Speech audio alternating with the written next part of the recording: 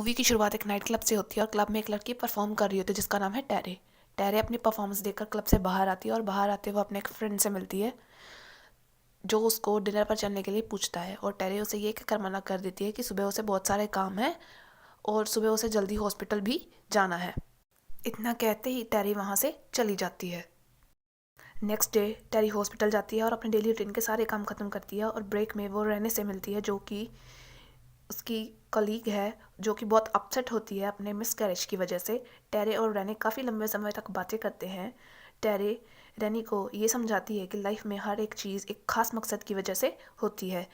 अगले सीन में टेरे रात के समय घर पर रेडी हो रही होती है और अचानक डोरबेल बजती है। दरवाज़ा खोलने से पहले टेरे डोर होल से चेक करती है और दरवाज़ा खोल देती है। अचानक एक आदमी अंदर आता है और वो अंदर आते ही टेरे को ज़ोर से शीशे में धक्का मारता है, जिसके बाद टेरे ज़ख्मी होकर ज़मीन पर गिर जाती है। इसके बाद आदमी किचन में जाता है और वहाँ से एक नाइफ़ उठाता है और वापस टेरी के पास आकर उसके चाकू से वार कर देता है, जिसके बाद टेरे की सांसें रुकने लगती हैं और बेहोशी की हालत में टेरे ये बोलती है कि तुम्हें इसका कर्ज चुकाना होगा। उसके बाद वो आदमी टेरे की ज्वेलरी निकाल लेता है और उसके कपड़े फाड़ देता है। उसके बाद वो उसे कारपेट में लपेटकर कारपेट में आग लगा देता है और वहाँ से चला जाता है। देखते ही देखते आग बढ़ जाती है और पुलिस वहाँ पर पहुँच जाती है। वहीं दूसरी ओर रैने अपने पति के साथ डिनर कर रही होती है और अचानक उसे अजीब सी फीलिंग होती है और वो अपने पति से पूछती है कि क्या तुम्हें कुछ जलने की स्मेल आ रही है, तो उसका पति जवाब देता है कि नहीं। सीन में हम देखते हैं कि पुलिस टेरे के अपार्टमेंट में पहुंचती है। पुलिस ऑफिसर्स टेरी की डेड बॉडी देखते हैं और उसके गले के निशान और उसके शरीर के जख्म देखकर ये अंदाज़ा लगाते हैं कि विक्टिम के साथ अंदाजन उसका गला घोटा गया है, उसको चाकू मारा गया है और उसके बाद आग लगाई गई है और शायद ये रेप केस भी हो सकता है। पुलिस टीम घर में तलाशी देती है और घर से कुछ भी नहीं मिलता सिवाय एक टिकट के जिस पर लिखा होता है AS। इसके अलावा घर में कुछ भी नहीं मिलता और डेड बॉडी को वहाँ से हटा लिया जाता है। वहीं रहने के साथ कुछ अबनॉर्मल चीज़ें होती हैं और वो अपने पति को बताती है कि उसके दिमाग में कुछ अजीब से चीज़ें आ रही हैं, जैसे कुछ आदमी, अंधेरा, आग, धुआं। और उसका पति उसे कहता है कि ये सब स्ट्रेस की वजह से हो सकता है और तुम इस चीज़ की चिंता मत करो। नेक्स्ट सीन में हम देखते हैं कि रेने हॉस्पिटल पहुंचती है और रेने को टेरे के मर्डर का पता चलता है, तो वो घबरा जाती है और रात को हुए इंसिडेंट को याद करती है और वो वहाँ से घबरा कर वहाँ से निकल जाती है।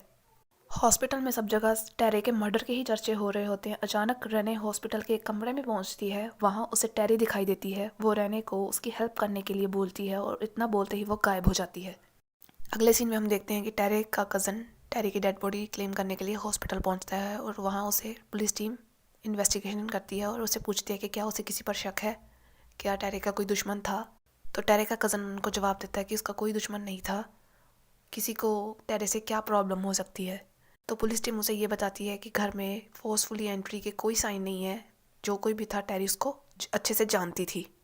और साथ ही साथ टेरे का कज़न पुलिस को ये भी बताता है कि उसका कोई बॉयफ्रेंड इस बात के पीछे हो सकता है क्योंकि टेरी कभी शादी करना नहीं चाहती थी।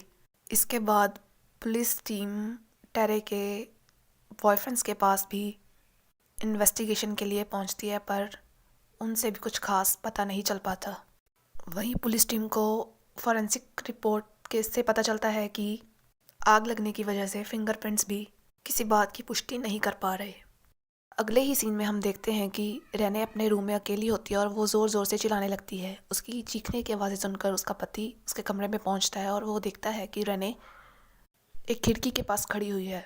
वो रेने से पूछता है कि क्या तुम ठीक हो, और रेने एक अजीब सी आवाज़ में जवाब देती है कि मैं रेने नहीं हूँ। तो उसका पति उसे पूछता है कि तुम कौन हो, तो वो कहती है कि मैं टेरे हूँ। तुम्हें पुलिस को बताना होगा कि मुझे किसने मारा है, तुम्हें मेरी मदद करनी होगी। कहते ही रेने बेहोश हो जाती है। सुबह होते ही बिल रेने को बोलता है कि तुम रात को ज़ोर ज़ोर से चिल्ला रही थी, क्या तुम अब ठीक हो? तो रेने कहती है पता नहीं। अगले सीन में हम देखते हैं कि रेने अपने कमरे में अकेली होती है और वो ज़ोर ज़ोर से चिल्लाने लगती है।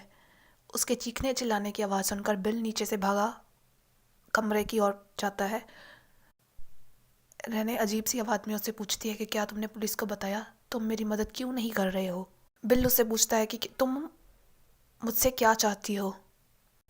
तो वो बोलती है कि तुम पुलिस के पास जाकर बताओ कि एडम शेस्टर ने मुझे मारा है। इतना कहते ही रेने बेहोश हो जाती है। अगले दिन रेने अपने पति को कहती है कि वो पुलिस के पास जाएगी और टेरी के मर्डर के बारे में सबको बता देगी। उसका पति कहता है कि ऐसा नहीं हो सकता, तुम्हें ऐसा नहीं करना चाहिए, सब लोग तुम्हें पागल समझेंगे, हमारी बात पर कोई यकीन नहीं करेगा, क्योंकि हमारे पास इस बात का कोई एविडेंस नहीं है। इस बात को प्रूव करने के लिए हमारे पास एविडेंस होना बहुत ज़रूरी है।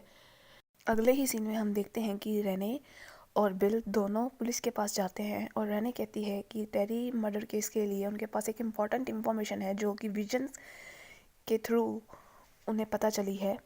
उसके बाद बिल पुलिस को ये बताता है कि टेरी ने उसे खुद कहा है कि पुलिस सही दिशा में इन्वेस्टिगेट नहीं कर रही है। उसके बाद वो पुलिस को कातिल का नाम बताता है और कहता है कि टेरी ने उसे खुद कहा है कि उसका कातिल एडम शेस्टर है। और आगे हम देखते हैं कि पुलिस टीम एडम शेस्टर के घर पहुंचती है और एडम के घर पे एडम और उसकी एक गर्लफ्रेंड जो कि प्रेग्नेंट होती है, दोनों घर पर मौजूद होते हैं। उसके बाद पुलिस दोनों से इंक्वायरी करना शुरू कर देती है। वो एडम से पूछती है कि वो उस रात कहाँ पर था, तो एडम जवाब देता है कि वो अपनी गर्लफ्रेंड के साथ ही था।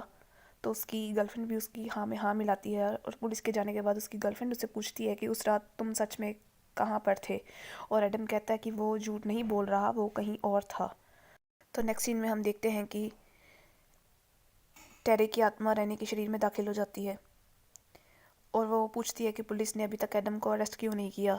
तो बिल आगे से जवाब देता है कि हमारी बात पर कोई यकीन नहीं कर रहा। टेरी बोलती है कि उसके पास एविडेंस है, जाकर पुलिस को बताओ कि एडम ने उसकी ज्वेलरी चोरी की है और जाकर अपनी गर्लफ्रेंड को दी है। अगले ही दिन रेने पुलिस के पास जाकर पुलिस को बता देती है कि एडम ने टेरी की ज्वेलरी चोरी की है और वो अपनी गर्लफ्रेंड को दे दी है। तो ये सुनकर पुलिस हैरान रह जाती है। पुलिस टीम एडम के घर जाती है और एडम और उसकी गर्लफ्रेंड से फिर से पूछताछ करती है। तो पुलिस टीम का एक ऑफिसर एडम की गर्लफ्रेंड से पूछता है कि एडम ने हाल ही फ़िलहाल तुम्हें कोई ज्वेलरी दी है। एडम की गर्लफ्रेंड वो ज्वेलरी लाकर पुलिस को दिखाती है और उसके बाद वो ज्वेलरी शनाख्त के तौर पर टेरे के कज़न को दिखाई जाती है। टेरे का कज़न देखते ही ज्वेलरी को पहचान लेता है। उसके बाद पुलिस टीम एडम को लेकर इन्वेस्टिगेशन करती है और इन्वेस्टिगेशन में और भी पता चलता है कि टेरे के अपार्टमेंट में एडम शेस्टर उस दिन गया था। वो उस दिन वहाँ पर टीवी रिपेयर करने के लिए गया था। ये सब सुनकर एडम पहले तो इनकार करता है और बाद में जब उस पर दबाव बनाया जाता है तो वो इस बात के लिए मान जाता है कि उसी ने टेरी का मर्डर किया है।